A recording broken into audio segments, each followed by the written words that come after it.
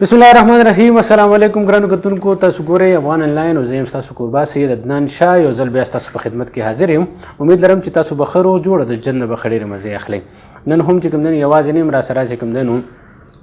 ملمه موجود دی او کوشش مو دغه وي چې دلته هغه شخصیت راوغواړو، هغه شخصیت راوبلو چې د هغې د کار زیار، د هغې د فن فکر، د هغې د سوچ نه چې کوم دی تاسو خبر کړو. ډېر ملګري، ډېر ځوانان زمونږ چې کوم دی نو اکثر له په ژوند کې په یو پړاو، په یو سټیج کې داسې ودرېږي چې هلته بالکل فری شي او هغه چې کوم دی نو د احساس کمترۍ ښکار شي. بنیادي مقصد مو دغه دی چې د هغه کامیابه خلکو ستاسو سره معرفت وکړو. هغه کامیاب خلک چې کوم دی دلته په دې د میلمه په چوکۍ باندې کښېني او د هغې د په ژوند کې چې څومره ستړي راغلي دي، د هغوی چې څومره ستړي کړي دي او بیا بریالیتوب ترلاسه کړی دی چې د هغوی ژوند نه موږ تاسو واقفه کړو چې تاسو په ژوند کې بیا کله هم نا امیده کېږئ. نن هم یوازې نه یم او د پښتو د ژبې بلکې پښتو څه چې زه به ووایم چې دغه زمونږ یو خوشقسمتي به هم وي چې مونږ په خپلې ژبې سره سره چې کوم دی نو په نورو ژبو کې هم چې کوم دی نو عبور لرو. دا یو کمال خدای پاک ډېرو چې کوم دی نو کمو خلکو ته ورکړی. نن مونږ سره داسې شخصیت موجود دی چې هغه که مونږ ووایو چې هر فن مولاد غلطه بني. ما سره چې کوم دی د پښتو، د اردو او بیا د انګریزۍ د ژبې د لارې چې کوم دی نو د صحافت په میدان کې هغوی خپل لوحه منو کړې ده. بیا ورسره چې کوم دی د شعر او ادب په لار په میدان کې چې کوم دی نو هم خپلې هڅې کوي او یقینا د هغې چې کوم غټه کارنامه ده، کوم غټ کار دی، کوم لوی کار دی، بلکې زه به وایم چې دا یو د اوسني دور کې چې کوم دی په پښتنو باندې ډېر لوی احسان کړی چې هغوی ته خپل حقوق، د هغوی چې کوم وسایلو باندې خلک کوم قابض دي او موږ ته پته نشته، یا چې کوم دی نو موږ د خپلو حقوقو نه یا د خپلو وسایلو نه محروم یو، نو هغه څیزونو ته چې کوم دی نو اشارې کړي دي او هغه اشارې چې کوم دی د کتابي شکل کې بندې کړي دي او دغه چې کوم دی نو د کتابي شکل کې دغه راوستل دغه چې کوم دی نو یو ډېر لوی غټ کار دی، بلکې ډېره لویه غټه کارنامه ده. نو زه به وایم چې په د صحافت په میدان کې هم د شعر او ادب په میدان کې چې کوم دی نو هغه یو ډېر پېژندلی نوم موږ سره چې کوم دی نو شمس محمد صاحب ناست دی. شمس محمد صاحب ته په خپل پروګرام کې هرکلی وایو. ستړي مه شئ. ډېره مهرباني عدنان شاه، خوشحاله اوسئ. نو دغه درناوي، د دغه عزت او د دغه ښکلي تعارف یو جهان مننه. شمس صاحب ډېر زیات خوشحاله شوم او اکثر له زه په دې خوشحالېږم چې زما په دې پروګرام کې چې کوم دی نو هغه خلک چې د هغوی د کار زیار نه خلک مستفید شي، استفاده واخلي. چونکې موږ هغه نازک دور نه تېرېږو چې دلته چې کوم دی نو بغیر د انټرټینمنټ نه چې کوم دی نو خلک څه نه خوښوي یا څه نه ګوري. او باید چې دغه ستاسو غونته کې درانه خلک چې د هغوی خبرې چې کوم دی نو مرغلري او موږ بیا اکثر له وایو چې سړی قبر ته وسپارون بیا وایي چې د کار سړی او کار هم ترې وانغښتو. خو موږ خوشقسمته یو چې دا ستاسو غونته کې خلک را سره موجود دي او ستاسو د خبرو، ستاسو د خدماتو نه چې کوم دی استفاده کوو. شمس صاحب راځم او داسې به راشو چې داسې د پرایمري نه به را شروع شو چونکې ډېر خلک به تاسو سره چې کوم دی نو په مختلفو موقعو باندې ملو شوي به مې، مختلف موقعو باندې یا مختلف موقعو په ذریعې سره ستاسو سره به پیژنګلو هم وي او د مختلف شعبو سره به ستاسو سره پیژنګلو وي. خو بهرحال دا راته وایي چې بنیادي چې کوم دی نو شمس صاحب زیږون د کوم ځای دی، خاپوړې چېرته کړي دي؟ یو ځل بیا ډېره مهرباني عدنان شاه ستا او د افغان ټي وي خصوصا چې تاسو، زه به دا ووایم چې په دې 21مه صدۍ کې چې کوم ته ډیجیټل دور ویلی شي، تاسو په حقیقت کې د پښتو ژبې او د پښتو ادب خدمت کوئ. نه صرف هغه ډیجیټلایز کوئ بلکې هغې ته کتابي شکل کې هم یو محفوظ خزانه چې دی را روان نسل ته پرېږدئ. په دې باندې ستاسو پوره ټیم او د ټي وي ټول کارکنان چې دی نو دا د ستاینې وړ دي. د هغې اول ټول نه تاسو ته زه ستاینه کوم. د پرایمرۍ او د پیدایش خبره دې وکړله، څنګه چې نوم کې م ځان سره لیکم مومن، نو مومند یم. د ضلع مومن په اولنۍ چې د پېښور نه کله ځي نو چې کومه علاقه راځي چې کله نه مومن شروع کېږي د 400 یا پېښور نه چې ځي یا کغوڼ تحصیل ورته وایي، همدغه مې کلی دی. په مومن کې ترکزی او په ترکزي کې بیا حفیظ خیل یو خیل یادېږي قوم دی، دغه دی. او پرایمري صرف نه بلکې تر د میټرکه پورې مې هم په دغه د کلي یعنې د کغوڼ په پرایمري سکول کې او بیا په های سکول کې سبق ویلی دی. او د ټاټ سټوډنټ پاتې شوی نن سبا خو کېدای شي د نوي دور ماشومان ټاټ پیژني هم نه چې ټاټ څه ته وایي ځکه چې د کرسو او د صوفو د ایر کنډیشنو عادت دي ماشومان خو د ټاټ د سکول نه تھرو پاتې شوی بلکې په هغه وخت کې زه به دا وایم چې د پرایویټ سکول اړو کنسپټ هم نو تصور نه و چې یاره پرایویټ سکول کې هم څوک سبق ویلی شي بلکې هم نه نو بس د هغې نه راوتي یو بیا مې په یګاون کالج کې هم داخله واخیستله هغه وخت کې انټر کالج اوس خو بیا چې د پوسټ ګریجویټ دی خو هغه ما مسلسل ځکه ونه شاتله شوله چې د هغې نه پس بیا ما په سوات پولیټیکنیک کالج کې داخله واخیسته په ډپلوما کې الکټریکل انجینیرینګ کې ما چې دی نو 3 کاله مې بیا په سوات کې تېر کړل او د هغې نه وروستو بیا چې دی نو راغلم اول سرکاري ملازمت ته بیا مې هغه پرېښود او صحافت طرف ته او ادب طرف ته راغلم. صحیح دی دا راته وایي چې د فیملی بیکګراوند حوالې سره هم را سره شریک کوي چې بابا به هم څه کار کوي څه مصروفیات به وي. بابا دې الله وبخي مور او پلار دواړه مې په یو کال کې دننه یعنې د 10 میاشتو په وقفې سره وفات شوي دي. زما انتهایی زه به دا وایم چې بالکل انپړ والد صاحب تبلیغي او زمیندار سړی و د خپل ځمکو خیال به یې ساته او بس خپله زمینداري به یې کوله نور بالکل نه دفتري کار سره نه سیاست سره دې شیزونو سره هېڅ واسطه نه وه خو په تبلیغ کې او د علماو سره د مینې او د شوق نه دومره خبرې او دومره مسلې زده کړې وي چې د اسلام په هکله باندې که اوسه پورې هم څه الف بیتې زما زده دي او د علماو سره او د ډېرو پویو دانشورانو سره خبرې کوو کینو پاسونو دا د هغه والد صاحب برکت دی او ورسره بیا زه به دا وایم چې د والدې صاحب ما خپل اولنی کتاب هم خپلې مور ته چې دی نو ډالۍ کړی د هغې په نوم باندې ما لیکلی او هغه دا وه چې هغه سره د دې چې دنیوي تعلیم هغې نه حاصل کړی خو دینی تعلیم یعنی قرآن مجید نه صرف په خپله ویلی بلکې د هغې شاګردان چې دی نو هغه نن سبا لوی مفتیان دي قاضیان دي علما دي قاریان او حافظان دي په بهر ملکونو کې ایون په سعودي عرب او په دوبۍ کې د هغې شاګردان چې دی هغه الحمدلله چې دی هلته په ډېرو لویو عهدو باندې دي نو هغې قرآن مجید په خپله باندې هم ویلی او خلکو ته هم ښوده او په خپل کور کې زموږ سره به هم خواري کوله د پښتو لیک لوست دا شیزونه یې کولی شو نو بس دغه مې فیملی بیکګراوند دی وروڼه مې نشته دی زه چونکې د مور پلار یو زوی یم خویندې الحمدلله او بس ویلی شي ورته د مور پلار یو بچی وم او مطلب دا دی چې خویندې مې ټولې واده شوي دي په خپلو کورونو باندې او زه خپل خاندان او د خپلو بچو سره اوس په پېښور کې صحیح ماشاءالله دا راته ووایي چې مور پلار څه غوښته بچپن کې داسې یو ټاپه لګوو مونږه چې زما ماشوم به چې ستر شي نو تنه به دا جوړه د هغه یو ارمان یو خوب یا که د سیالۍ په شکل کې ووایو یا که د ارمان په شکل کې ووایو زه ورته د وایم څنګه چې مې وویل چې زما د والد صاحب په دې حواله باندې خو هېڅ داسې ډیمانډ یا خواهش نه و چې ته خامخا دا جوړ شه خو بس دعا به مې کوله او زه یو خواري محنت چې څه د هغه د وسه و چې یاره یو کامیاب انسان جوړ شي د مور به مې البته دغه خواهش و چې یاره بچی زه په کامیابۍ دغه باندې وینم او د ټول نه زیات به هم دا خواهش و چې دا اوس کوم زه په پېښور کې فرض کړه یم یا دلته په یو ډېر وسیع میدانونو کې د خلکو سره لګېږو د خپل ټوټه پوټه علم په برکت باندې هغوی سره چې د مقابلې په دې فضا کې ساه اخلو نو دا هم د مور دعاګانې دي ځکه چې زما مور په خپله د هغې تعلق چونکې د پېښور سره و واده شوې په هغه علاقه کې وه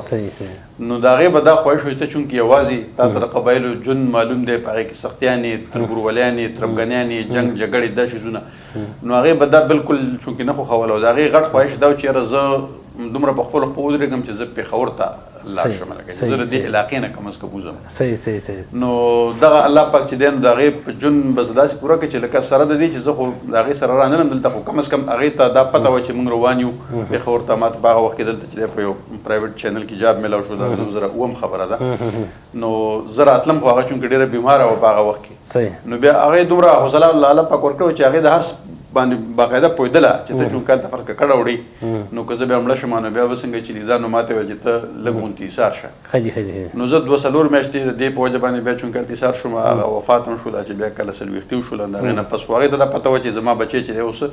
په خپلو پو ولاړ دی دی چې پېښور ته شفټ کېږي او په دې ډېر زیات خوشحاله وم نو دغه د هغې یو خواهش و صحیح دی جي ستاسو بچپن کې کم طرف ته زیات مایله وئ کم طرف ته زیات رجحانات مو کم سایډ ته و کم څیزونو کې زیات داسې انګیجمنټ و ګیمونه وغیره خو په خپل ځای باندې بلکې هغه وخت نه بلکې اوس هم کوم ته وختي ویم چې تاسو سره ټلیفون باندې خبرې کوئ نو دا ته ویل چې واپس به ټایم راکړي چې سپیر کوم خپل گیم چې دنو قضا نشي زما صحیح ابا مې کول په نه هم کې چې کله ومانو والیبال مې کو لاس مې مات شو راوغورځېدم او لاس مې مات شو فریکچر شو نو امتحان ما چې د اورل ورکړو په هغه ټایم کې د نهم امتحان ما چې د زبانی نه خپل ټیچرانو واغست بیا چې کالج ته کله لاړم په کالج کې په سیکنډ او تھرډ ایئر کې چې نو په لومبي ځل باندې منګه د ټیکنیکل کالج نه د مشعل هنر په نوم باندې یو رساله ویستله که تاسو کله په خوا به د خلکو رسالې به ویستې چې پای کې اردو انګریزي او پښتو درې وړاندې ژبو موږ مختلف مضامین شامل کړل او زما اولنۍ افسانه ما په هغې کې ولیکله د کوژدن کړي په نوم باندې او دویم دا چې زه د هغې د پښتو ایډیټر هم وم هلکه د پښتو حصه چې کومه وه نو د هغې سټوډنټ ایډیټر هم زه وم نو د هغه ټایم نه مطلب دا دی چې دغه د لیک لوس والا خبره د کالج د دور نه چې دی نو راشروع شوه تقریرونه به مې کول د سکول په ټایم کې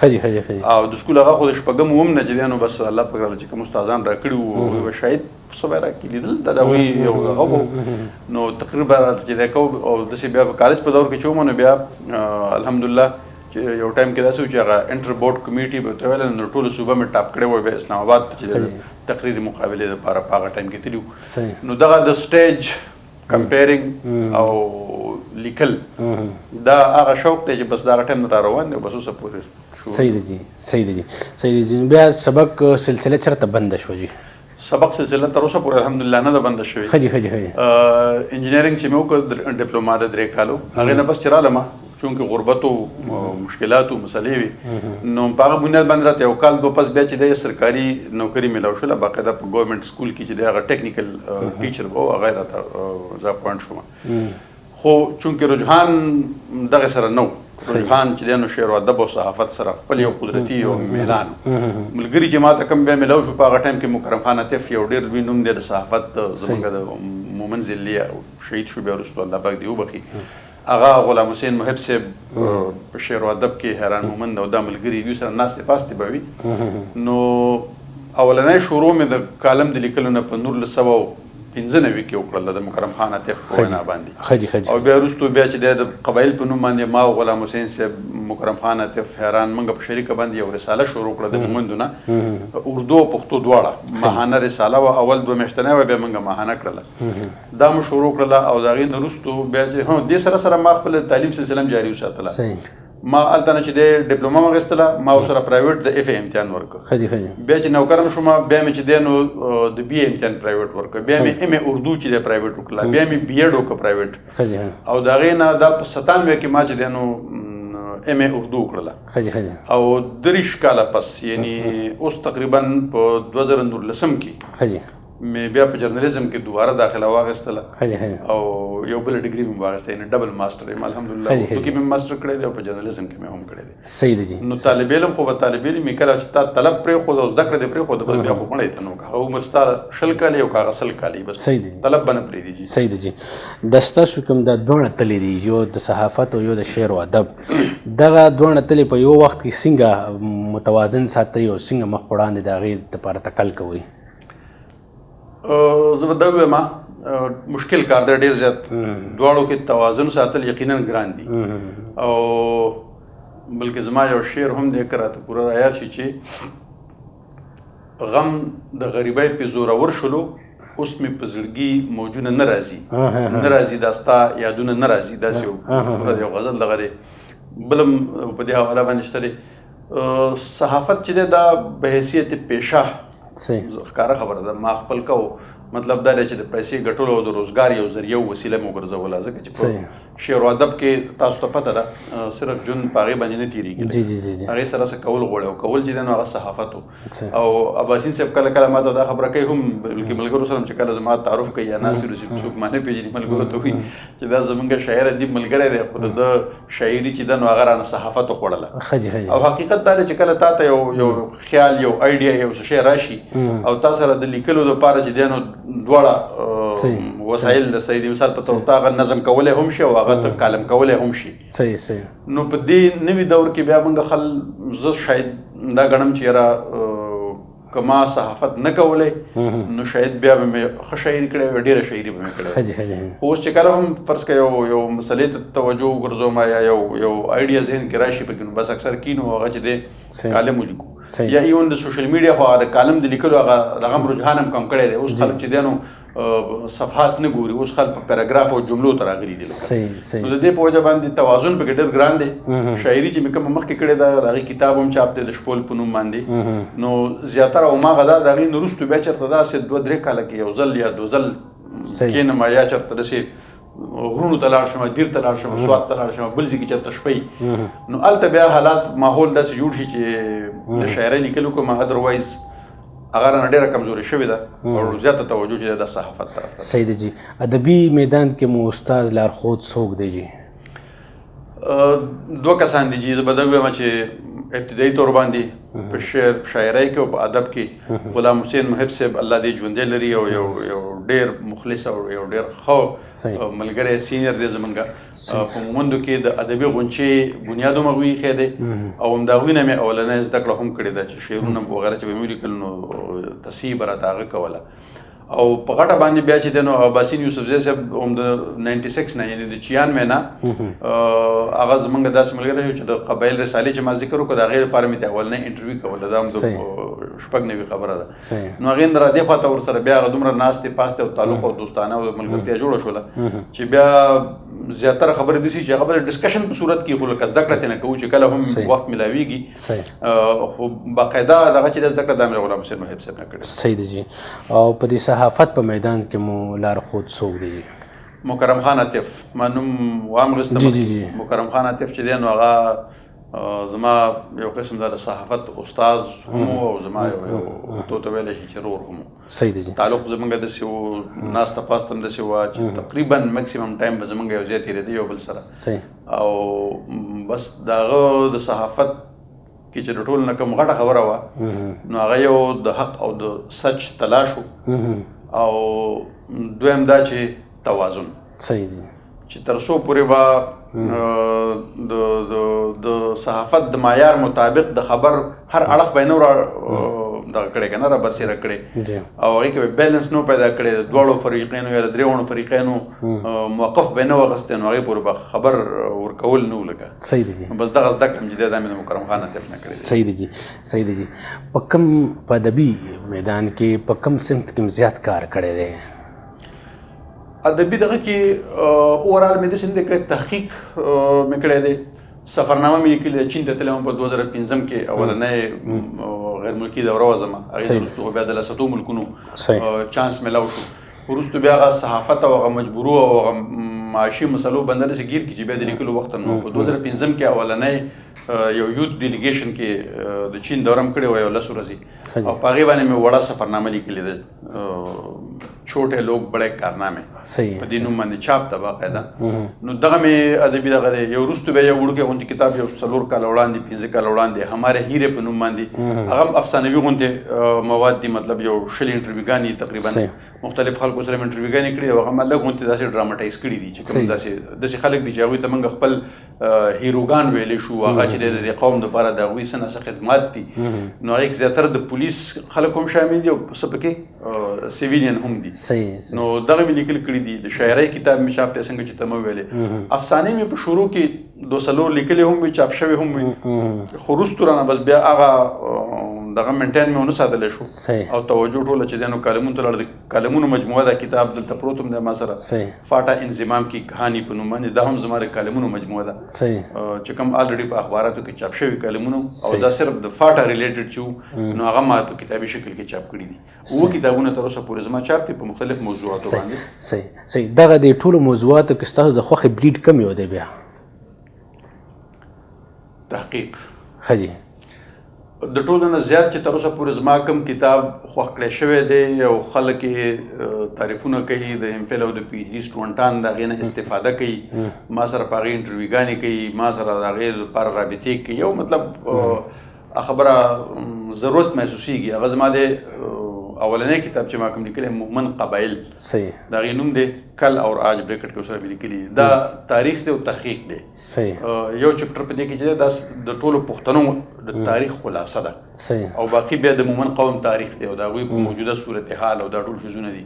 نو ډېر زیات خو هغه د هغې 3 ایډیشن یې الریډي چاپ شوي دي او ختمې شوي مارکیټ کې نشته دی اوس تقریبا په چېرته یو کس کې چا سره 200 کاپیانې پاتې دوکاندار سره خو بیا ما اخره کې دا وکړه دا کال یو نیم کال مخکې چې بس هغه ما پی ډي اف ته واړه او پبلک مې که ما ویل چې یاره بس څوک کوم ځای کې کتل غواړي بس زما د طرف نه دا چې دی فری دی فری اف کاسټ چونکې د انټرنیټ دور دی خلک نن سبا ټول چې دی آنلاین مواد کتل غواړي نو لهذا هغه ما فری اف کاسټ دی خلکو ته ورکړی دی اوس اخیری کتاب دا اوس یو څو ورځې وړاندې چې دی چاپ شو پښتونخوا کې وسایل صحیح نو دا د پښتنو په وسایلو باندې د هغې کې 7 چپټرې دي او په دې کې د پښتونخوا تاریخ جغرافیه سماجي حالت د دې نه ورپسې راواله بیا چې موږ لالا پاک اوبه څومره راکړي دي د هغې نه موږ څومره فایده اخلو یا نه اخلو دې نه بجلي چې جوړو د هغې موږ ته صحیح پیسې میلاویږي که نه میلاویږي که نه میلاویږي ولې نه میلاویږي صحیح کویله زموږ چېرته ده څومره ده او څنګه یې خرڅوو معدنیات زموږ څه پوزیشن دی ټوریزم زموږ څنګه دی سرحدي تجارت هم څنګه دی چېرته چا سره کېږي چا سره ممکن دی چا سره نه دی دا ټول ما بس یو څو میاشتې چونکې ټایم را سره و داسې هغه ډېر صحافتي سرګرمه یې مجبوری مې نه وي نو به دې ته مې کار وویلی او په کور کې دا خبره ځان مې قید کړو یا به صرف دې لپاره ګرځېدم چې چا سره ضرورت په ملاقاتونه یا کتابونه پیدا کولو یا آنلاین ریسرچ کولو نو بس هغه مې وکړو الحمدلله یو څو ورځې وړاندې چې هغه چاپ هم شو خلک ډېر زیات خوښوي اوس ګورو چې وروستو بیا د دې نتیجې سره صحیح دی صحافت دغه پړاو چې کوم دی دغې سلسله چې کوم دی نو څومره مخکې تللی ده او څومره تک پکار دی او چونکې د هغې دپاره څنګه ستاسو دې دپاره تحقیق ضروري دی د هغې دپاره دغه هم ریسرچ ډېر زیات امپورټنټ دی نو هغې دپاره څه کوئ تاسو عدنان صاحب صحافت مختلف شکلونه یې بیا هغې ته زه به وایم چې مختلف عهدې او سټیجونه یې لکه په یو ټایم کې د مثال په طور زه په مومندو کې وم او صحافت شروعات چې دی نو دا د کرسپانډنټ په طور باندې چې نامه‌نګار او یا مطلب دا ډسټرکټ کرسپانډنټ یو ریپورټر په حیث باندې دا غزینه خبر جوړ کو په هغه وخت کې انټرنیټ نو بل څه نو په فکس باندې چې دا خبر را لېږه او چاپ کېږه وخت سره سره بیا مطلب دا چې کله موږ پېښور ته درالم په یو ټي وي کې راته باقاعده په بیورو کې جواب میلاو شو خو ټیک ټاک تنخواه به راکوله په هغه ټایم کې بیا چې دی د کیمرې او د ریپورټ جوړول او لیکل او دغه شیزونه لوازمات شروع شو وروسته پکې بیا چې څومره وخت تېر شي پکې لږه غوندې خبره سینیریټي پکې راغله ترقي پکې راغله اینکر جوړ شوم خپل پروګرام به مې هوسټ کوو په مختلف ټي وي ګانو کې یو کې نه دوه کې نه بلکې درې څلورو کې مطلب دا دی چې د اردو او د پښتو دواړو چینلو کې په حیثیت میزبان مې کلونو پورې خپل پروګرامونه کړي دي په حیثیت پروډوسر او ایگزیکټیو پروډوسر د ریډیو پروجیکټ تقریبا 10 کالو پورې د ټول نه د لانګ ټرم پروجیکټ زه به دا وایم چې پښتونخوا کې د یو پرایویټ ریډیو ما چلولی دی چې 10 کالو پورې مطلب دا دی یو پروګرام مسلسل هغه به مې ایز ا پروډوسر مې هم چې دی پروډوس کړی دی او ایز ا اینکر مې سره چې دی هوسټ کړی هم نو دغه شیزونه مې کول وروستو بیا مطلب دا دی چې څنګه چې ته مو ویلې وخت سره سره لوازمات او ترجیحات هم بدلیږي ریکوایرمنټس هم بدلیږي اوس چې کوم دور دی نو په دې کې یو طرف ته صحافت هغسې پاتې نه شو پرایویټ چینل چې کوم دي نو د هغوی خپل څه داسې تقاضي دي چې شاید هغه هر یو صحافي هغسې نشي پوره کولی یا چې کومې په دې دور کې د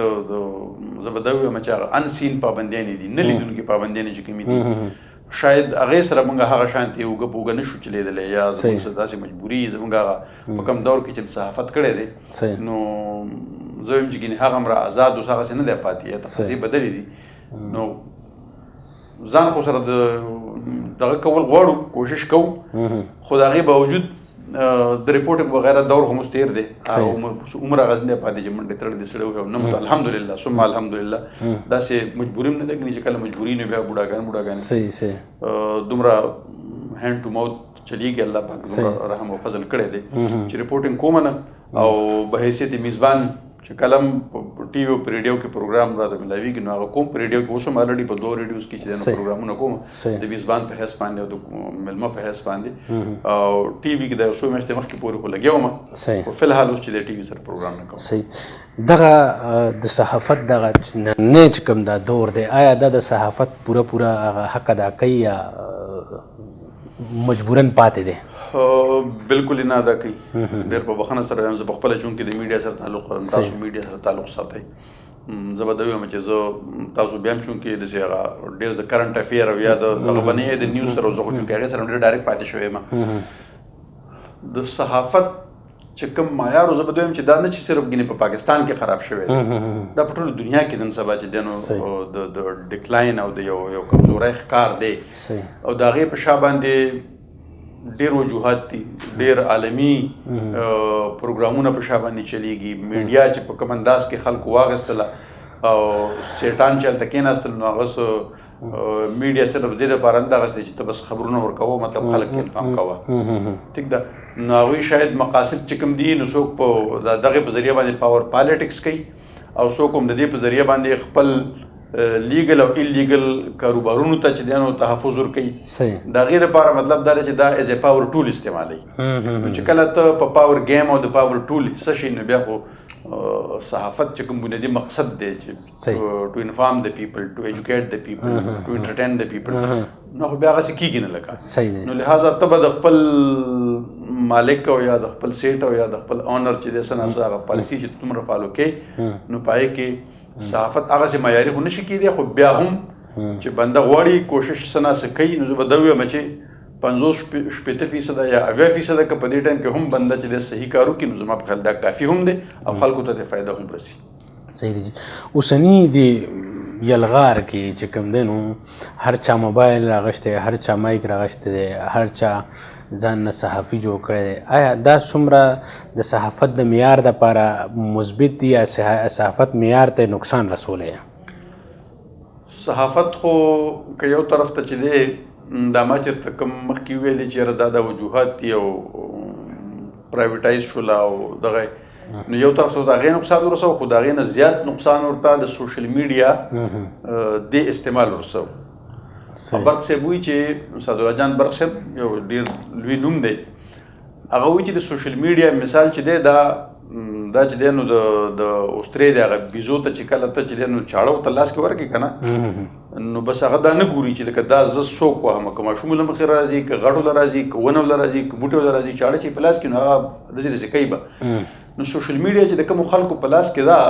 هغه که د خرګاډي والا دی، که د ټیکسي ډریور دی، که زمیندار دی، که یو بل کارکون دی، که هر څه دی، دا زه به حیثیت انسان نه وایم، دا زه به حیثیت د هغه د پروفیشن وایم. لکه به حیثیت انسان مونږ ټول برابر یو، خبره نشته دی. خو چونکې دا د هغه کار نه دی او هغه دا کار کوي، نو لہٰذا هغه نه د دې په اهمیت پوهېږي، نه د دې په چل پوهېږي چې دا به زه څنګه استعمالوم. اوس د هغه مخې ته بس یو خبر راغی، لکه اوس د مثال په طور باندې یو کس دلته ناست دی، د خرګاډي والا دی، او یو تصویر یا یو ویډیو د هغه مخې ته تېره شوله چې به یې په صدر کې چې دی نو یو کس راپاڅېد او بلې مړ کړه، لکه دا زیاتې دی. اوس په دې نه پوهېږي چې دا به زه دا کنفرم کوم، د چا نه دا خبر که نه به کنفرم کوم، په دې کې ریالټي څومره ده، دا پکچر چې دی دا واقعي دی د صدر د واقعي دی که نه دی، په دې خو نه پوهېږي. لکه نه د هغې په ریکوایرمنټس هغه ته پته شته، هغه دا شیر کوي، هغه ورسره د خپلې خوښې لیکل هم کوي چې څه ورسره خوښې هم ورسره کوي. نو هغه پښتو کې یو متل دی وایي چې رښتیا راځي نو دروغ کلي وران کړي. نو همدا وجه ده. اوس که تاسو نن سهار ما یو رپورټ کته د وایس اف امریکا چې د اسرائیل موجوده د فلسطین او د اسرائیل چې کوم جنگ شروع دی، هغوی وایي چې په دې کې چې څومره په سوشل میډیا باندې خاص کر په یورپ او په امریکا کې چې څومره فیک نیوز چلیږي، څومره غلط تصویرونه او زاړه ویډیوګان چلیږي او هغه په غلط استعمالیږي، او چې دا د کووډ-19 د دور نه هم زیات دي. لکه په کرونا کې چې څومره ورلډ وایډ وبا وه، په هغې کې چې څومره فیک نیوز چلیدلي دا د هغې نه هم زیات دي. او دا د ورلډ وار 1 او 2 کې چې څومره غلط انداز کې د هغې رپورټ کې دا د هغې نه هم زیات دي. حالانکې نن صرف 14مه 15مه ورځ د 20مه ورځ د مثال په طور چې دا جنګ شروع دی، خو په دې کې دومره فیک نیوز چلیږي او دا ټول په څه شي باندې چلیږي؟ په سوشل میډیا باندې چلیږي، ځکه چې په هغې کې پروفیشنل خلک نشته دی. چې پروفیشنل نه دي، هر کس رحمان بابا وایي که نه هر سړی پیدا دی خپل خپل کار لره که نه. نو اوس چې او چې کوم کس بیا په دغه باندې بیا پیسې ګټل کوي، د یوټیوب په ذریعه باندې او یا پیج په ذریعه باندې اشتهارات او یو څه بل څه، بدقسمتي دا ده چې هغه بیا چې د کوم لیول ته بیا راکوزېږي، هغه بیا صرف هغه څه ریپورټ کوي یا هغه څه وایي کوم چې خلک خوښوي لکه صحیح دی نو هغه دا نه ګوري چې دا زه کوم څه وایم نو د دې حقایقو سره څومره تعلق دی هغه بیا چې د هغې په ذریعه باندې پیسې وګټلو چې کوم کوشش کوي نو هغه هم د هغې ډېر منفي اثرات دي صحیح دی جی همدې سره تړلی کوېسچن هم کومه چې ولسي شعور چې کوم دی هغه ته تاسو په کوم نظر ګورئ چې آیا چونکې دغه سیستم دی چې په هر دویم سړی صحافي دی او دغه ولسي شعور دومره دغه دی چې د دې هغه سړي ته دومره ویوز یا فالورز یا دغه ورکوي بنسبت چې هغه یو ښه تکړه صحافي د هغې تحقیق د هغې ریسرچ بنیاد باندې رپورټ یا د هغې سټوري واوري وګوري یا د هغې باندې څه کمنټس وکړي یا د هغې باندې لیکل وکړي هغه مخکې پبلیک کړي یا شیر کړي نو تاسو دې ترمنځ د ایکشن ریاکشن په کوم نظر ګورئ عدنان شاه صاحب عام طور باندې زموږ د نوي نسل ځوانان او خاص کر که زه نوم واخلم هم زما په خیال څه ډېره غلطه خبره به نه وي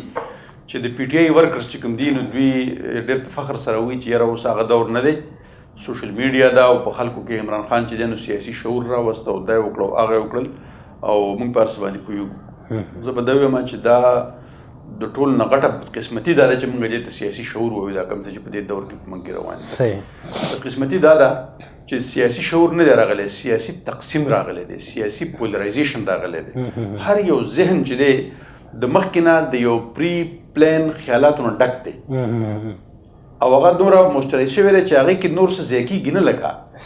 هر یو کس چې دی که نه هغه صرف خپله نظریه خپل سوچ خپل لیډر ته ټیک وي د بل هغه سره اورېدل نه غواړي نو چې ته کله بل اورې نه نو د هغه نه به ته تاثر څه والي ته به د هغه نه زده کړه څه وکړي ته به هغه سره خپل ځان کمپیریزن څه وکړي په کار خو دا ده چې که هغه سیاسي لیډر دی که هغه سماجي کارکون دی که هغه رایټ اکټیویسټ دی که هغه بل یو کس دی چې هغه وایي چې یاره زه په دې معاشره کې څه کردار ادا کول غواړم زما رایې ته دې څه نه څه اهمیت او ویلیو میلاو شي نو په کار دا ده چې ستا په رایې کې بیلنس وي نو بیلنس به هله پیدا کېږي چې ته د خپل لیډر سره بل لیډر هم واورې د بلې پارټۍ والا هم واوره د بلې والا هم واوره چې ته د خپلې خوښې د صحافي سره یو بل غیر جانبدار صحافي هم واوره بدقسمتي دا ده چې معاشره دومره په واضح ګروپونو کې تقسیم شوې ده چې صحافیان هم بېل بېل دي تجزیه کار هم بېل بېل دي سیاسي لیډران هم بېل بېل دي د مثال په طور چې د پی ټي آی والا دی نو هغه د 4-5 صحافیانو نه علاوه چې څوک هغوی ته ښه ډېر دروغ ویلی شي څوک د هغوی د خوښې خبرې کولی شي څوک چې دی نو عمران خان د ټول نه غټ لیډر او ښه لیډر او دا لیډر ثابتولی شي هغوی صرف هغه اورېدل غواړي که بل څوک دا ووایي چې یاره په دې کې دا معمولي غلطي ده ټک چینل بدلوي بیا اوري نه او همدغه شان د نورو پارټو والا صرف ما د عمران خان ما صرف مثال د پی ټي آی والا ورکړ ګینې ادروایز په دې دور کې چې اوس که د پیپلز پارټۍ والا دي که د مسلم لیګ والا دي که ایون د جماعت اسلامي او د ANP والا چې په یو څه وخت کې دا د ټولو نه زیات زه به دا وایم چې پوه او سیاسي شعور والا خلک ګڼلی کېدل موجوده پولرایز ماحول کې هغه اجزان هم چې د دغسې پروپاګنډې ښکار دي هغه هم دا نه ګوري چې یاره دا عمران خان کومه خبره کوي دا خو زه واورم چې دی څه ویل یا چې مطلب دا دی د هغه د خوښې کوم کاشف عباسي دی یا ارشد شریف مرحوم دی یاره هغه هم زه لږ واورم چې هغه کومه خبره کوي په دې کې څه وزن شته که نشته نو هر چا ځان له چې دا یو خپله لار په خپله ټاکلې ده او د منځ لار خوښولو ته او یا په هغې باندې تګ ته هېڅوک تیار نه دي صحیح دی جی راځو ادبي میدان ته واپس راګرځو چې ادبي چې کوم ستاسو کوم سفر دی آیا چې کوم د شاعرۍ ستاسو کوم سلسله ده هغه موږ ته داسې تحقیق نه زیات نږدې ده یا که نه خپله وخت میلاو شوی نه دی هغې دپاره بېل وخت پکار دی بلکل جی اصلي خبره همدا ده چې 2-3 وجوهات دي زه خبرې چونکې زه صحافي یم نو خبرې زه لږ سپینې کوم شاعران ادیبان لږ شانتې هغه ملفوف خبرې کوي په دغه کې لږ شوګر کوټې دي که نه زما خبرې لږې سادم دي او کلیوالې یم نو د هغې مطابق کوم شاعري مې کړې ده چې کله موقع میلاو شي کوم یې هم خو شاعري زه د ټولو مسلو حل نه ګڼم صحیح صحافت په دې دور کې بیا زه به دا ویم چې د هغې نه زیات ضروري ګڼم زیات اهم ګڼم چې نه مارشالله ده نه مغول دور دی نه د زړو کمانډرانو سکندر او دغه دور دی چې ګینې یاره په لیکلو باندې څه پابندي ده چې د چا څه خوښه یې ته هغه لیکلی شي. نو په شعر و ادب کې خو پخوا خلکو هغه خبره کوله چې کومه مسله به هغه ډایرکټ نه شو بیانولی، نو انډایرکټلي به هغه چې دی په شعر و ادب کې به بیان کړله چې خلکو ته یو پیغام هم میلو شي. او مطلب دا دی چې زه د خپل ضمیر هغه بوج چې دی نو هغه سپک کړم څه ورکړم انټرټین هم کړم خلک. اوس چونکې داسې هېڅ قسم له پابندۍ نشته دی څنګه چې ته مو ویل، خاص کر چې کله نه سوشل میډیا راغلی نو بیا خو مکمل ازادي ده. نو چې کومه خبره زه ډایرکټ کولی شم په 2 جملو کې 3 جملو کې زه هر سړی په هغې پوهولی شم، نو بیا زه د ولې هغې ته دومره ټایم وباسم چې هغه زه بیا په ډېره اوږده طریقه باندې یا په ډېر ملفوف طریقه باندې یا په ډېر منظم انداز کې د هغه چې شاید هر سړی د هغې نه صحیح مطلب هم وانخیستی شي، نو بیا زه ولې هغه وکړم. د شاعرۍ په خپل ځای باندې اهمیت هغې کې هېڅ شک نشته دی، خو زه به دا ویم چې که څوک په بل انداز کې خپل پیغام خلکو ته رسولی شي نو زما په خیال دا هم غلطه نه ده. زه کوشش دا کوم چې زه چونکې د یوټیوب چینل مې هم خپل شته دی، د فیسبوک مې هم زرګونو فالوینګ دی الحمدلله، هغه هم ګوري، ټویټر باندې هم دغه شانتې، په میډیا باندې راته موقع میلاویږي، په اخبار کې لیکل کوم، کالم لیکم، نو دا ټول ذرایع چې د سړي سره وي نو شاید شاعرۍ ته راسره دومره ټایم هم نه میلاویږي او ماحول هم په خریه کې ماحول هم هغسې نه چې په کوم کې ته د تغزل او د هغه شاعري وکړي او نه حالات هغسې دي. حالات کې هم دې ته نه پرېږدي چې ته یې غزلې ولیکې لکه نو چې ته کله نظمونه لیکې او په صحافت په نظمونو کې کښېنو هغې نه ښه ده چې سړی په کالم او په لیکلو کې. صحیح دی جی. راځم دا چې کوم ستاسو نوی کتاب بلکې دا تازه تازه دی، اصلي کتاب چمک وی لګیا دی که نه جی؟ نو ماشاءالله یو خو مبارکي او مبارکي درته وایو چې دا ډېر مهم څیز او د وخت ډېر ضرورت دی. د دې باندې لږ شانتې زه غواړم چې په دې تاسو لږې خبرې وکړئ پلیز. پښتونخوا کې وسایل څنګه چې ما ذکر وکړو کیمرا باندې فرض کړه دوی اخلي هم ټیک ده او که نه نو بهرحال دا چې دی د دې نوم دی صحیح او یو څو ورځې مخکې چې دی نو چاپ شوی دی څنګه چې ما وړومبي کې هم ویلي چې 7 چپټرې دي پکې 7 بابونه دي او په دې چې بلکې چا پې لیکل کړي دي، ډېر لوی نوم دی افراسیاب خټک صاحب هغه پې مقدمه لیکلې ده. افراسیاب خټک ډاکټر یاسین اقبال یوسفزی یو ساینټسټ هم دی او یو ډېر ښه لیکوال هم دی، نو هغه پې تاثرات لیکلي دي. ډاکټر عباسین یوسفزی پې چې دی نو په ټایټل بیک ټایټل باندې لیکل هغه کړي دي. هغوی چې کوم شاعر ټول نه په دې کې خوښ کړی دی یو خو دا چې ټوس حقایق دي پکې، صحیح مطلب اعداد شمار دي، څومره میګاواټ بجلی پیدا کوو په 100 پیسې باندې زمونږ چې دی معاهده شوې ده وابډه مونږ له څومره راکوي که نه راکوي ولې نه راکوي راله، دا ټول وجوهات پکې دي. دویم دا چې د آئیني دفعاتو حوالې ورکړی شوي دي چې د دې شي په باره کې د مثال په طور صوبایي خود مختاري ده په پای کې کم څه راځي که زما ته د NFC اوارډ لاندې زما حق نه میلاویږي نو د آئین کومه دفعه زما د حق حفاظت کولی شي، نو د هغې مثالونه مې ورکړي چې د آئین دا دفعه چې دی دا خبره کوي، لہذا زمونږ سیاستدانانو له زمونږ دانشورانو له زمونږ پوهانو له پکار دا چې خپله مقدمه چې دی دا اوس په پارلیمنټ کې په صوبایي اسمبلی کې په سینټ کې په بل یو سیاسي فورم باندې هغې د لړاولو چې دی نو کوشش وکړي او د دغه اعداد شمار نه کار واخلي. نو یو مې پکې آئیني حوالې ورکړي دي باقاعده، او دویم دا چې د هر چپټر په اخره کې مې تقریبا سفارشات ورکړي دي، ریکمنډیشنز دي پکې چې دا مسله ده، دا وجه ده او دا حل دی، لکه حل دې مرتبه پکې هم ورکړي دا حل دی، لکه حل یو څوک به راوباسي کله به راوځي نو هغه زما د وس خبره خو نه ده، زه خو یو لیکوال یم او د هغې په حیث باندې ما خپل چې دی نو ریکمنډیشنز ورکړي دي. اوس ګورو چې زمونږ چې کوم سیاسي لیډرشپ دی، زمونږ چې کوم سماجي مشران دي، زمونږ ادیبان، شاعران، صحافیان ملګري، پروفیسران، وکیلان ملګري چې د دې دپاره چې دا مقدمه څومره مخ په وړاندې باندې بولي. زه زما دلته اوس پکې بل کوېسچن دا دی چې آیا تاسو خپل هغه ایفرټس وکړو، خپل کار مو وکړو، خپل سلسله مو بس خپل چې کومه توانایي وه هغه م صرف کړه، اوس دا په امپلیمنټیشن کې به روی کار راوستو کې د دې په چې کوم زموږ آئیني کوم حقوق دي یا کوم زموږ د صوبې حقوق دي په ډېر څیزونو باندې دي، دا خو تاسو لیکل وکړو، دا کتاب مختلف خلکو ته به مرسمات ته بل ته بل ته بل ته، خو دې دپاره مهم دا خلک چې د دې باندې قایله کړي د دې په پیله ویلو باندې بیا په ځان پوهه کولو باندې او بیا چې کوم کوټلي ګامونه پورته کولو چې خپل دا کیسې کتارې واخلي، تاسو دې دپاره څه پلان کړی چې کتاب خو به زه لیکم خو هغې دپاره بیا ریزلټس به یې څنګه راوباسي؟ ډېره ښکلې خبره ده وکړه، ډېر ښه سوال دی. ځکه چې بعضې داسې مي چې کتابونه خلک هم لیکي خو بیا د کتو ولا نه. او ما په دې خپلو خبرو کې په دې کتاب کې چې کوم لیکلي دي اپني بات نو باندې کې ما دا ویلي دي چې د سوشل میډیا په دې نوي دور کې د کتاب د ویونکو تعداد چې په ګوتو شمارل کېږي دا ما د احساس دی چې لکه کتاب څوک ګوري نه، خو د هغې باوجود زه تحقیق هم کوم او کتاب هم لیکم. لکه د هغې وجه دا ده چې دا زه په ځان باندې فرض ګڼم د دې خاورې د یو بچي په حیثیت باندې چې زه څه هم 2-4 الفاظ لیکلی شم او زه دا ګڼم چې د دې نه د قوم ته د علاقې ته د پښتونخوا ته څه فایده میلاویږي نو په کار ده چې هغه میلاو شي. او که اوس ته څوک فایده وانه اخلي 10 کاله پس هم ته واخلي 100 کاله پس هم ته واخلي نو یو ریکارډ خو محفوظ شو که نه. خو زه پر امید یم او د هغې وجه دا ده چې په دې مقدمه کې چې د افراسیاب پټک صاحب هم یو خبره کړې ده چې د نن نه 20 کاله وړاندې په 2003 کې موږ په شریکه باندې افراسیاب پټک صاحب د هغې حواله ورکړې ده. په هغه ټایم کې موږ چې دی نو داسې 10-15 کسان چې دی را یوځای شو، یو وړوکی غوندې ټینګ ټینګ شانتې ساز شو او هغې بیا یو تحقیق وکړو، یو کتاب وړوکی کتاب چاپ شوی. او افراسیاب صاحب بیا وایي چې کله 18 ترمیم کېده په 2010 کې نو د ټول هغه چونکې دغه کمیټه غړی په سینټ د ممبر په حیث باندې نو هغه وایي چې د دغه صوبایي خودمختارۍ ټوله ډانچه چې دی دا موږ په هغه ریسرچ باندې چې دی بیس کړی وو او د هغې نه موږ ډېر شیزونه راواخیستل او هغه موږ امپلیمنټ کړل په 18 ترمیم کې. نو زه دا امید ګڼم چې انشاءالله دا کوم تحقیق چې دی را روان وخت کې نږدې انشاءالله انتخابات کېدونکي دي او که په دې کې مطلب دا دی چې څه ناڅه هم قوم پرستو ته اختیار په لاس باندې ورشي کم از کم چې کوم د صوبایي خودمختارۍ او د آیین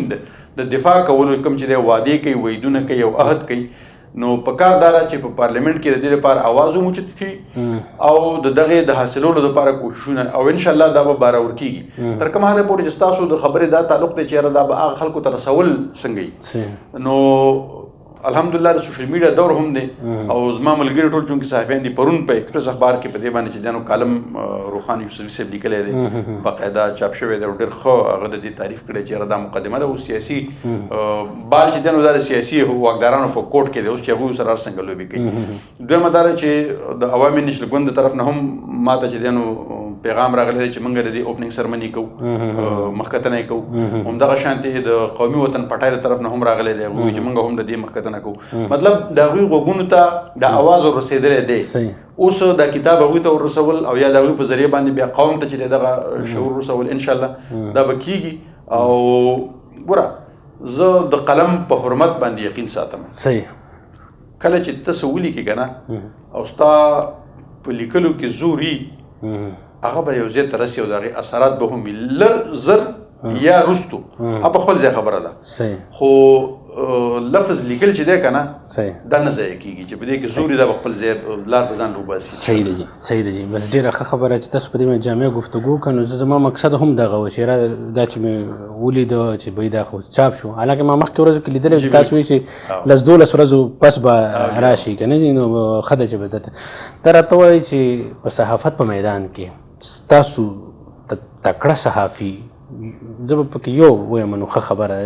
کار د لوګو نو لږ دا خو هغې کار چې کار د لوګو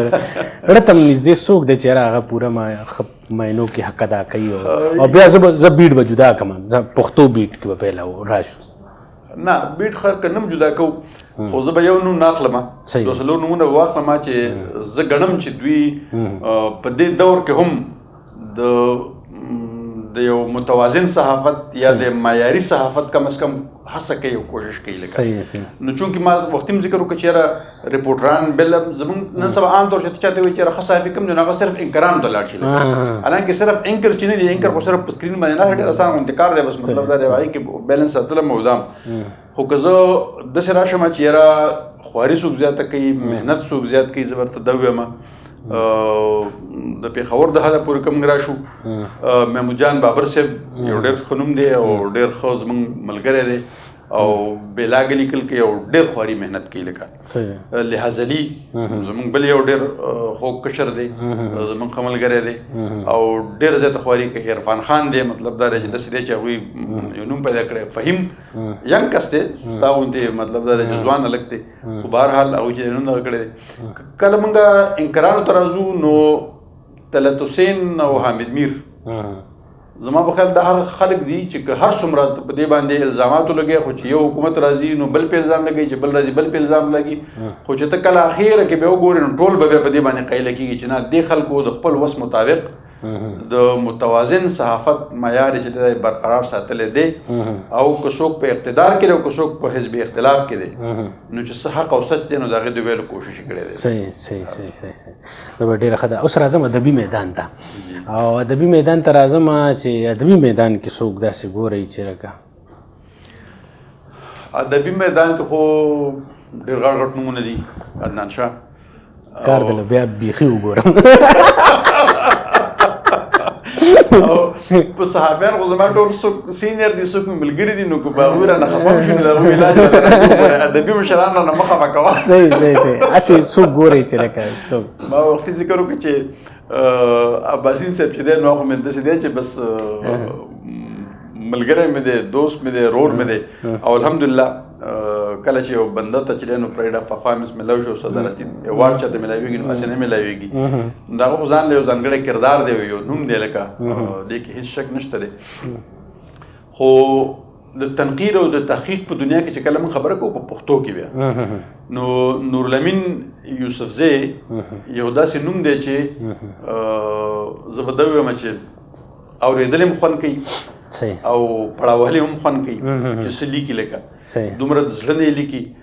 یاداشت الله پاک ورله داسې حافظه ورکړې ده چې د پرایمرۍ د وخت خبرې ورته هم یادې دي چې په لسم دولسم کې فرض کړه د هغه نه چا یو پوښتنه کړې ده او هغه ورله جواب ورکړی دی نو تقریبا چې کله ورسره ته کښېنې پاسې نو هغه ورته هم یاد دي چې د پلانکي زمانه دا تپوس کوم مور په هغه ټایم کې دا جواب ورکړه لکه نو دا حافظه ډېرو کمو خلکو ته ملاویږي. ساحل صاحب په شاعرۍ کې یو داسې نوم دی چې لکه مطلب دا دی چې که سړی ووایي چې د هغه نوم نه اخیستل نو زما په خیال دا ممکن نه ده دا کېدی نه شي. بیا په نغمه کې په ګانا کې په افسانه کې بیا مطلب لایق زاده لایق صاحب الله دې ژوندی لري مراد نو نومونه خو ډېر زیات دي خو بهرحال دغه څلور چې مې کوم واخیستل نو زما صحیح دی. اسې کله کله سوچ کوئ چې لکه د دواړه چې کوم ستاسو دواړه کښتۍ چې کومې دي که نه دي په دې دواړو کښتۍ کې په دې یو کښتۍ کې ویم نو ښه به وه که نه دواړو کې ښه بس سوچ اسې زما په خیال نه کومه داسې سوچ ښه دي او زه دا وایم بلکې دا لږ څه موده وړاندې ما سره بل ملګري صابر شاه صابر صاحب را سره همدغه شانتې مرکه کوله تفصیلي نو عجیبه کوسچن یې اول وکړی چې یاره شمس مومن چې دی نو شاعر دی او ادیب دی او که صحافي دی نو ما ورته ویل چې یاره مه مې را محدود کوه لکه یو دغه ته مې مه راوله یو میدان ته مې مه راوله او که موږ وګورو نو زه خو ډېر وړوکی غوندې صحافي یا شاعر ادیب یم خو ډېر غټ غټ نومونه داسې شته دی چې هغوی په دغه ټولو میدانونو کې چې دی تبازمایي کړې ده لکه او کامیاب کردار یې ادا کړی دی پکې ډېرو خلکو نو ځکه زه غواړم چې په کم ټایم کې مې په کم لیک باندې هم وس برکېږي نو هغه کوم په یو شي باندې د الله پاک نه ډېر زیات راضي یم دانشوران وایي چې یاره کله چې ستا شوق او مشغله چې دی دا ستا د روزګار ذریعه جوړه شي نو د ژوند نه مزه اخیستلی شي او ما د ژوند نه مزې واخیستې سمپل خبره دا ده چې څنګه چې مې ورته وویلې چې کمپیرینګ او تقریر او تحریر او دا چیزونه دا زما مشغله وه لکه په یو ټایم کې او مغه الله پاک زما چې دی د روزګار وسیله او ذریعه وګرځوله نو ژوند پې انجوای کوم او ټولو اړخونو کې خپل کردار ادا کوم. سنیازبین کلام مشته چې موږ سره شریک کړي کتونکو سره شریک کړي چې یا دي در سره یا موجودي در سره موبایل کې خو را سره موجود شته دی که ویل غواړي اجازه دغه نه راړول غواړي حالانکې مخکې ما دا خیال نه وکړي بیا ما په کاره چې غزل دی چې د زماني رفتار ته ګورمه پس خېږمه زه د زماني رفتار ته ګورمه پس خېږمه زه د قام په حال لکه د واورې ویلې کېږمه زه او اغیار لګیا دي مستقبل کې ځان له ځای جوړوي اغیار لګیا دي مستقبل کې ځان له ځای جوړوي منګه جوړ شوی مقام بایله خفه کېږمه زه او د وخت فرعون په مستقبل کې زما نوم ورکوي د وخت فرعون په مستقبل کې زما نوم ورکوي ورته ثابت کړه تر قیامته به اوسېږمه زه او زه یم د امن محبت او د دوستۍ ملګری زه یم د امن محبت او د دوستۍ ملګری خو که په ټیټ سر وي نو جنګ ته خوشحالېږم زه او شعر دی چې دلته که نشته نو بس قدر د انسان نشته دی دلته که نشته نو بس قدر د انسان نشته دی باقي د هر یو شي په قدر ښه پوهېږم زه او مختار دی چې یوه دنیا ستا د رڼا په تمه ژوند تېروي یوه دنیا ستا د رڼا په تمه ژوند تېروي شمسه ډوب نشي وای یار مرورېږم زه ډېر ښه دی او ډېره زیاته مننه کوم ستاسو د راتګ او دومره قیمتي خبرې کولو یقینا ډېر معلومات به چې کوم دی څنګه د پروګرام په پیل کې تمهید کې ما وویلې چې را زموږ ډېر خلک بلکې ډېر اوسني ځوانان چې کوم دی په یو مقام باندې داسې فری شي بالکل هغه لاره ترې نه بس خطا شي او بس دغه شي بالکل سټاپ شي نو امید شي نو هغه دلته د هغه ښاغلو د هغه غلو راتګ او د کامیابو خلکو راتګ د هغې دپاره کیدای شي یو ډیټرنینګ پوینټ جوړ کړي چې هغه مخ په وړاندې راشي نو ستاسو یو جهان مننه کوو خوشحاله اوسئ چې زموږ پروګرام ته راغی افغان ټي وي ته راغی او همیشه چې کوم دی نو د افغان ټي وي خپرونو کې چې کوم دی تاسو د پښتو په خدمت کې خپله برخه اچولی شي بیا به ما چې د افغان ټي وي ما خو په شروع کې درته ویلې چې ډېر لوی کردار دی ستاسو خاص کر د پښتو ژبې او د پښتو ادب د مستقبل ته حواله کولو لپاره ستاسو ډېر لوی کردار دی په دې وخت کې خو باید چې خلک هر څومره ګوري لږې ګوري ډېرې ګوري هغه ځان له خبره ده خو په راروان وخت کې 10 کاله پس 20 کاله پس 50 کاله پس چې څوک نوم اخلي چې پښتو ادب ثقافت کلتور ژبه د 4 ډول نه زیات محفوظ کړي نو زما په خیال عدنان شاه ستا او ستا د ټي وي په دې کې نوم وي ځوانانو ته صرف دغه یو درخواست کول غواړم پیغام ورکول غواړم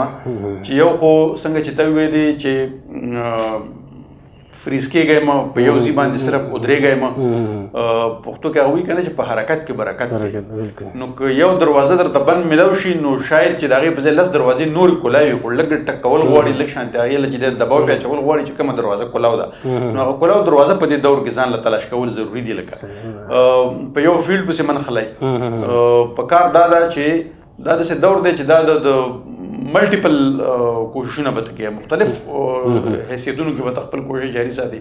او دویم دا چې په یو هم سیاسي لیډر پسې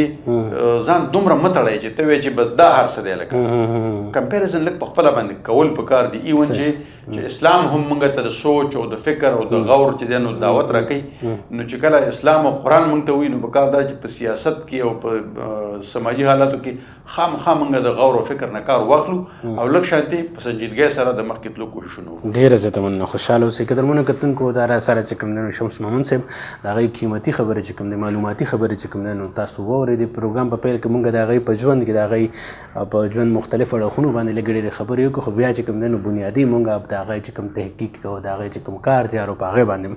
پوره یو جامع هغې چې کوم دی نو په هغې رڼا هم واچول او بیا چې کوم دی نو په هغې باندې یو معلوماتي او تفصیلي خبرې اترې وکړې انشاءالله ملاویږو به په راتلونکي خپرونو کې به داسې ښکلي ښاغلو سره به ستاسو لیده کاته کوو تر دې دمه اجازت غواړم د الله پامان